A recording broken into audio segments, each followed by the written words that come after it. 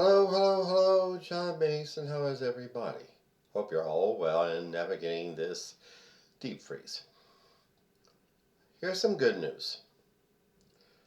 Little Liam Ramos, the 5-year-old boy who, along with his father, were kidnapped by ICE. Yes, kidnapped, I'll use that word. And was used by ICE agents to knock on people's doors to see who's in there so they can arrest them. He and the father have been released with the help of Texas Congressman Joaquin Castro. And all of them, uh, Liam, his father, and Castro went to Minneapolis to reunite them with their loved ones. That's a good story. That's a good ending to a horrible story. But there are still thousands and thousands of people in ICE detentions, including little kids,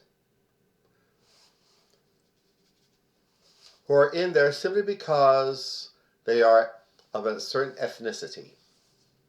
Little kids and their parents in prison, in custody, held hostage. For what? To gratify some despot's racism? Yes, that's exactly it. And it's always pleased me to see all the protests going on against ICE in Minneapolis and in Philadelphia. Yes, ICE has been lurking around Philadelphia, Northeast Philly, North Philly. Be aware of them. Watch out for them. Band together. Get in touch with your local immigrant rights groups and your local politicians, your city council members, your state reps, your state senators, and get on them to resist ICE. And band together.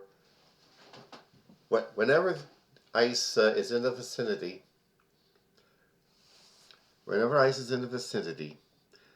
get out there and protest.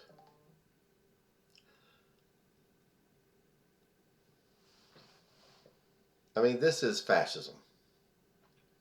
Yes, it's fascism, and don't tell me it isn't. In fact, certain Republican politicians, Trump himself and Mike Johnson, the Speaker of the House, and Caroline Leavitt, all of them, they have been telling us that we shouldn't use the words fascist and Nazi when describing ICE agents and their dirty work. But what else can you do it? Call it. What else can you call it? Using the brute force of the state to beat down your opponents, that's fascism.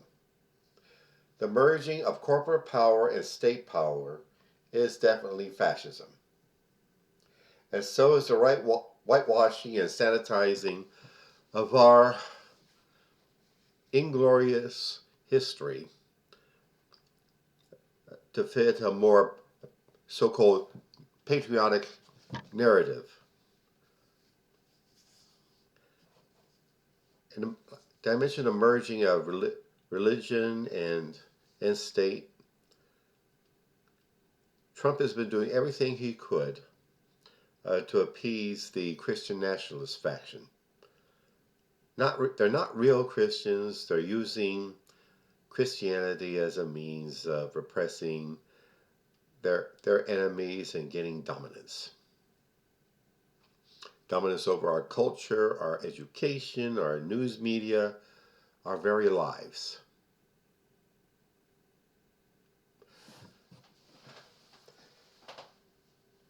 And repression of women in particular.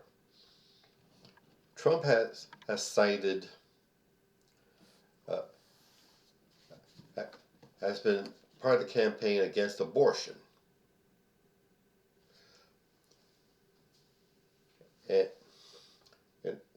And so that's why the Christian nationalists love him. No matter what kind of stupid thing he does. No matter what evil criminal thing he does. I say, let's call them fascists. They don't tell us what to do. They don't dictate our strategy, what we do or say. We'll stand up to them. We'll call them by the right names: fascists, thugs, criminals. And in May 19 is the primary election day in Pennsylvania. Whatever it is in your state, look it up. And get out there and vote. You remember the elections of last year, 2029. It was a washout for Republicans. A lot of local and state and county level gains for Democrats. And they are paying attention. So it's not hopeless. And don't let it be hopeless. Don't let them tell you it's hopeless. Get out there and hit the streets and hit the polling booth. America depends on you. Our future generations depend on you. Okay? That's it for now. And now, advertisements. All this work I do on my media is most definitely work. My blog, my YouTube channel here, my podcast, my poetry, my fiction, all work. And I must be paid for my work. I pay money to put this material on these various platforms, and I need to be compensated for it. So, please get on my website, johnomason.com, and click either the PayPal button or the Buy Me a Coffee button. I would greatly appreciate it. And also, my novel, Soldier of the Cross, and the sequel, The Ascension of David Lucas. They're both available right now on Amazon.com.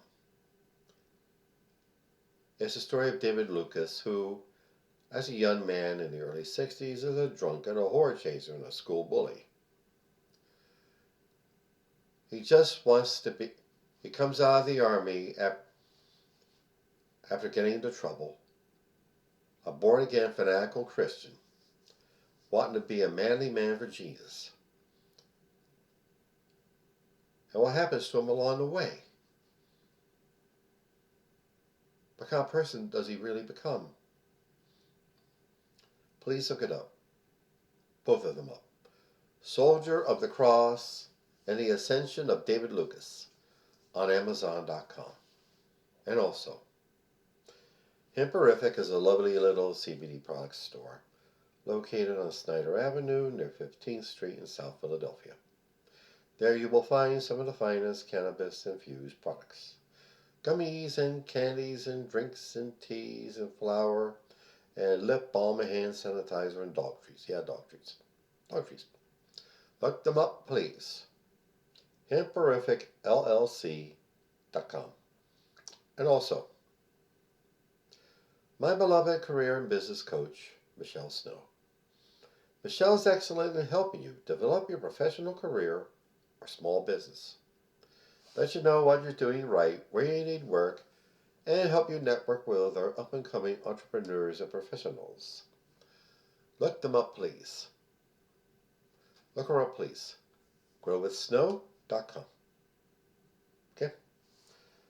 Alrighty then. It's a long slog we gotta go through to overthrow this gang of idiots and thugs and bullies. But I know we can do it. Freedom fighting is in our blood for all our faults. We've had injustices, but there's always been those brave souls to stand up to these injustices and overturn them. The suffragists, the abolitionists, the early union organizers, the civil rights pioneers, the early feminists,